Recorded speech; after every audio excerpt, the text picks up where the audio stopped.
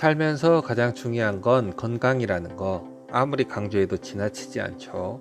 그걸 알면서도 살다 보니 할 일이 많고 바쁘다는 이유로 가족과 본인 건강을 챙기지 못하는 현대인의 삶을 살아가고 있는 우리 모두의 건강을 위한 첫 번째 시간은 올바른 식습관에 대한 내용입니다.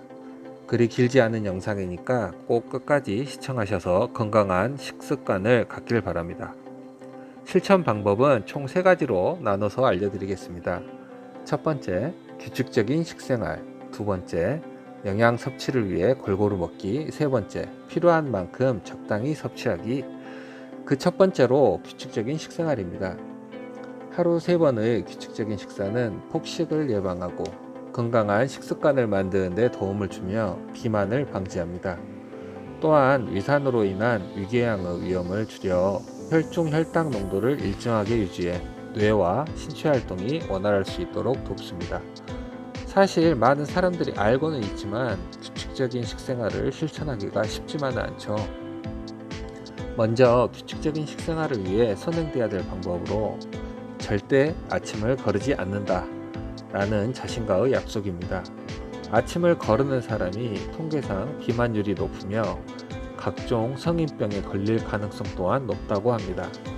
아침, 점심, 저녁은 대략 5시간 정도 간격으로 먹도록 하며 중간에 간식을 드신다면 되도록 시간을 정해서 드시는 걸 추천합니다. 식사 시간은 20분 이상 천천히 드시는 걸 권장드리며 하루 동안 마시는 물의 양은 2리터 정도가 적당하다고 합니다. 추가로 요즘 TV, 유튜브 모두 먹방이 대세잖아요. 밤에 잠들기 전 야식의 유혹 정말 힘듭니다. 다이어트 중인데 먹방 나오면 정말 돌아버리죠. 음식 욕구가 생길 때는 명상과 심호흡을 하면 식탐을 해소할 수 있다고 일부 전문가들이 말하지만 제가 해보니까 사실상 그딴 걸로는 전혀 해소되지 않는다는 생각입니다. 그리고 그렇게 말하는 전문가분들 다이어트 안 해본 사람들이죠. 야식 정말 참을 수 없을 때는 드세요. 대신 조금만 드시는 걸 추천합니다. 칼로리가 낮고 포만감이 높은 음식이 좋은데 두부에 양파를 곁들여서 드시면 포만감도 들고 숙면에도 도움이 됩니다. 또 대표적인 단백질 음식으로 삶은 계란 또한 공복감과 숙면을 돕는다고 알려져 있습니다. 바나나는 당분이 많고 복부 팽만감을 일으킬 수 있으니까 한 개나 그 이하로 드시는 게 좋으며 고구마 같은 식이섬유 음식을 드시는 것도 사이즈에 따라 다르지만 보통 크기로 1개 정도 드시는 걸 추천드립니다. 사실 조금 먹는 게 쉽진 않겠지만 건강을 위해서 야식은 조금만 드세요. 두 번째, 영양 섭취를 위해 골고루 먹기입니다. 음식은 한국건강관리협회에서 발표한 내용과 같이 5가지 기초식품군으로 나뉘며 곡류, 어육류, 채소, 과일, 우유군이 있습니다. 이 5가지를 매일매일 고르게 섭취하는 게 중요하며 좋아하는 음식만 드시는 편식은 영양 불균형을 초래하므로 건강에 해로울 수 있습니다. 간단히 식품군을 설명드리면 곡류군으로는 밥, 면, 빵, 떡, 국수, 감자, 고구마, 옥수수 등이 있고 어육류군으로 쇠고기, 돼지고기, 닭고기, 콩, 생선, 해산물, 두부, 달걀이 있으며 채소군은 장아찌 등 절인 음식을 제외한 각종 신선한 채소, 버섯, 해조류 이렇게 구성되고 과일군은 통조림 등의 가공된 과일은 제외하고 신선한 제철 과일들을 말하며 우유군은 우유, 두유, 요구르트, 치즈 등이 있습니다. 그래서 어떻게 식단 짜서 먹으란 얘기인가 애매하시죠? 네이버에 건강 식단표라고 검색해 보시면 수많은 자료들이 나옵니다. 살펴보시고 대체적으로 좋은 내용의 식단표가 많으니까 적절한 식단표를 선택하고 앞서 설명드린 내용을 참고해서 본인에게 맞도록 식단을 짜보시면 좀 더 편하게 건강 식단표를 준비하실 수 있을 것입니다. 끝으로 3번째, 생활에 필요한 열량만큼 적당히 섭취하기. 설명드린 5가지 기초식품군을 내가 생활하기에 필요한 열량만큼만 적당히 섭취하도록 해야 하는데, 식사량이 너무 많으면 각종 질병의 원인이 되는 비만이 되기 쉽고, 열량 섭취가 너무 적으면 필수 영양소의 부족으로 여러 가지 질병에 노출될 수 있으니 이 또한 쉽지가 않죠. 그러면 어떻게 적당한 식사량을 계산하는지 알려드리겠습니다.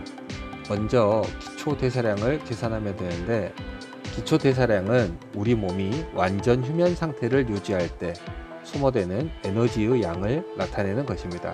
즉, 가만히 휴식을 취할 때 숨쉬고 소화시키고 혈액이 순환하고 체온을 유지하는 등의 필요한 최소한의 에너지를 기초대사량이라고 합니다. 기초대사량 계산할 때 보통은 성별, 나이, 키, 몸무게를 이용하여 계산합니다.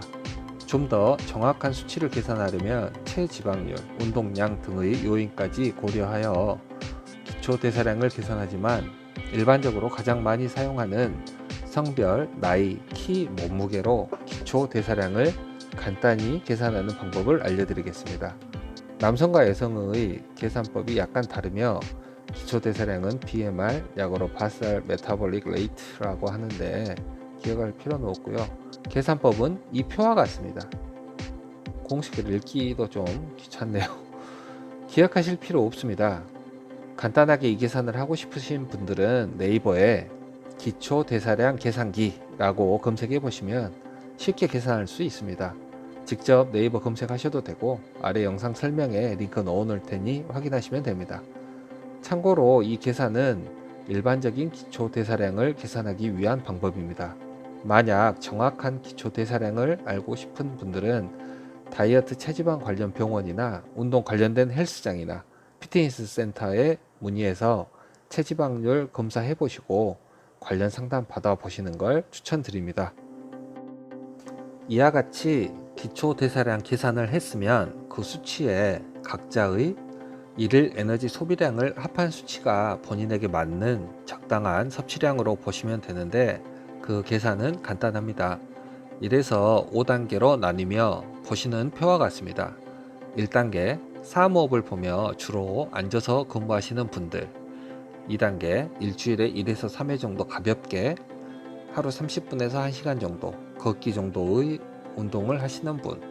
그리고 끝으로 5단계, 거의 매일 한 번 이상 격렬히 운동하시는 분. 표에 나온 수치를 곱해주면 되는데요. 표와 같이 본인의 단계를 체크하시고 맞는 수치를 곱해서 나온 수치만큼의 식사를 하시면 적당하다고 볼 수 있습니다.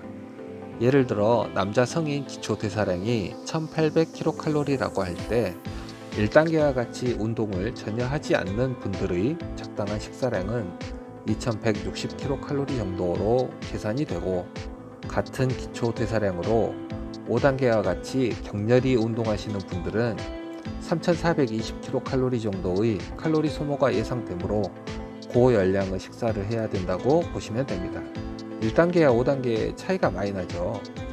운동은 힘들지만 맛있는 음식 많이 드시거나 드시고 싶은 분들은 반드시 운동을 해야 건강한 삶을 영위할 수 있습니다. 자, 오늘의 내용 한 줄 정리해 보겠습니다.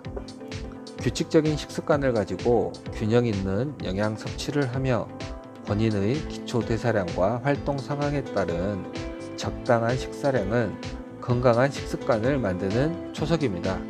꼭 기억하셔서 이 영상을 보시는 모두가 건강한 삶을 영위하시길 기원하겠습니다. 저희 채널의 첫 번째 영상 시청해 주셔서 감사드리고, 모두에게 필요한 양질의 건강 상식과 정보를 전달하는 유튜버가 되어보겠습니다. 구독해 주시는 모든 분들이 제 영상을 통해 건강을 잘 지킬 수 있도록 노력하겠습니다. 모두를 위한 건강 채널, 구독, 좋아요, 댓글까지 부탁드립니다. 손가락 몇 번 움직여서 0.1kcal라도 운동되면 좋은 거잖아요. 끝까지 시청해 주셔서 감사합니다.